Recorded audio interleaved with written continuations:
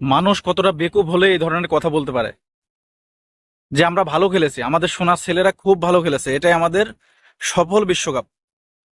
একটা বোর্ড প্রধান যদি এই কথা বলে, তাহলে দেশের সমর্থক ধরে, দেশের সাপোর্টার করে তো আসলে নিজের মুখে নিজে জুতা দিয়ে বাড়ি দেওয়া ছাড়া আর কোনো উপায় নাই।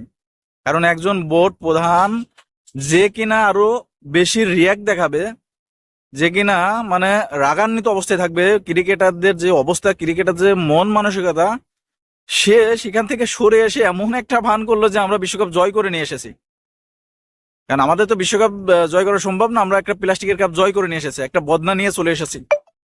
মানে কি বলবো, মানুষের চিন্তা ভাবনা যে এত নিচু মনের হয়, এটা আসলে আমরা এই ক্রিকেটারদের সাপোর্ট না করলে, আমাদের মতন ক্রিকেট বোর্ড না থাকলে আমরা জানতে পারতাম না। যে ক্রিকেট বোর্ড বিশ্বের ভিতর এখন 3 নম্বরে আছে ধোনির দিক থেকে, আর তাদের মন মানসিকতা যে এত নিচু পরিমাণের হবে, এত নিচু হবে, এটা বিশ্বাস করা যায় না। যেখানে ক্রিকেটারদের ভিতর বা কোচ, টিম ম্যানেজমেন্ট, এদের ভিতর তো জয়ের চিন্তা ভাবনাই নেই। কারণ আপনার মন হচ্ছে হলো একদমই ছোট, যেখানে আপনার আশা হচ্ছে হলো 10 টাকা, সেখানে তো আপনি 100 টাকা অর্জন করতে পারবেন না। কারণ আমাদের দেশের ক্রিকেটার, টিম ম্যানেজমেন্ট বা বোর্ড যারা আছে পরিচালক, তাদের সবারই একটা উদ্দেশ্য হলো আমরা যদি কোনো রকম একটা দুইটা ম্যাচ জিতি, এটাই আমাদের সাফল্য। এই বিশ্বকাপে 3টা ম্যাচ জিতেই বলতেছে এটা আমাদের সেরা সাফল্য, এর চাইতে আর কিছু আমরা আশা করি নাই। মানে কি বলবো, যেখানে আফগানিস্তান আমাদের পরে আন্তর্জাতিকে পা রেখে তারা সেমিফাইনালে যায় হেরে নিজেরা দুঃখিত হয়েছে, নিজেরা অপমান বোধ করছে, আর সেখানে আমরা মাত্র সুপার 8 থেকে বাদ পড়ার পরে আমরা খুশি, আমরা বোনাসের অফার দিচ্ছি, বোনাস ঘোষণা করতেছি। যেখানে আমাদের সেমিফাইনালে যাওয়ার সুবর্ণ সুযোগ থাকা অবস্থায় আমরা সেটা চেষ্টা করিনি, আমাদের মনে ছিলই না যে আমরা সেমিফাইনালে যাব। আমরা চিন্তা করেছি কোন রকম এখন বাড়ির টিকিট পেলে হয়, বিমানের টিকিট পেলে বাড়ি যেতে পারলেই বাঁচি। যেখানে সেমিফাইনালে মানে ফাইনালে ট্রফির আশা করে সব দেশ, আমরা সেখানে সুপার 8 থেকে ফিরে এসেই বলি যে আমাদের সাফল্য, আমাদের সেমিফাইনালে যাওয়ার পর্যন্ত ইচ্ছা করে না। তাহলে এদের সাপোর্ট করা থেকে নিজের মুখে নিজের জুতা দিয়ে বাড়িয়ে দিয়ে আসার আর কোনো মানে কিছু কিছু নাই, কোনো উপায় নাই ভাই। এদের সাপোর্ট করা আর নিজের সমস্যা রেখে নিজের উপর নিজের ক্ষোভ অভিমান ডেকে নিয়ে আসে, একই কথা। আর এদের বিষয়ে যদি কারো কোনো মন্তব্য থাকে অবশ্যই কমেন্ট বক্সে জানিয়ে দেবে, কারণ আমার মুখে কোনো ভাষা আসতেছে না যে এদের কিছু বলে যাব।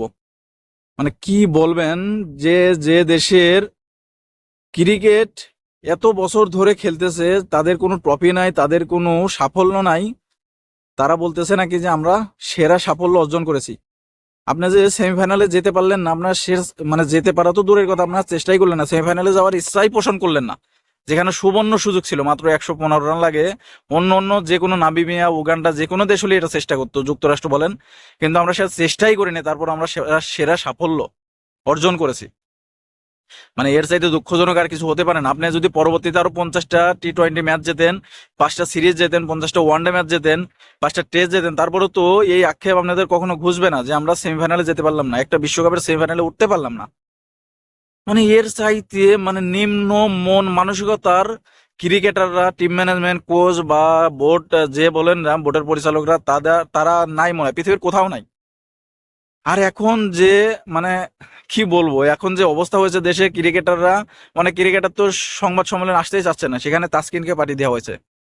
আবার বোর্ড প্রধানের আশেপাশে যারা থাকেন, যে অনেক বড় বড় কথা বলেন, একটা জিম্বাবুয়ের সাথে একটা সিরিজ জিতলে যারা মিডিয়ার সামনে নিজে আগ বাড়িয়ে এসে কথা বলার চেষ্টা করেন, তাদেরকেও খুঁজে পাওয়া যাচ্ছে না। আপাতত 2-4 দিন তাদের পাওয়াও যাবেন না, কিন্তু তারা গোপনে অমুক তমুক ভাবে বা বোর্ড প্রধান যেই বলেন না কেন, তারা কিন্তু বলতেছে আমরা সেরা সাফল্য অর্জন করেছি।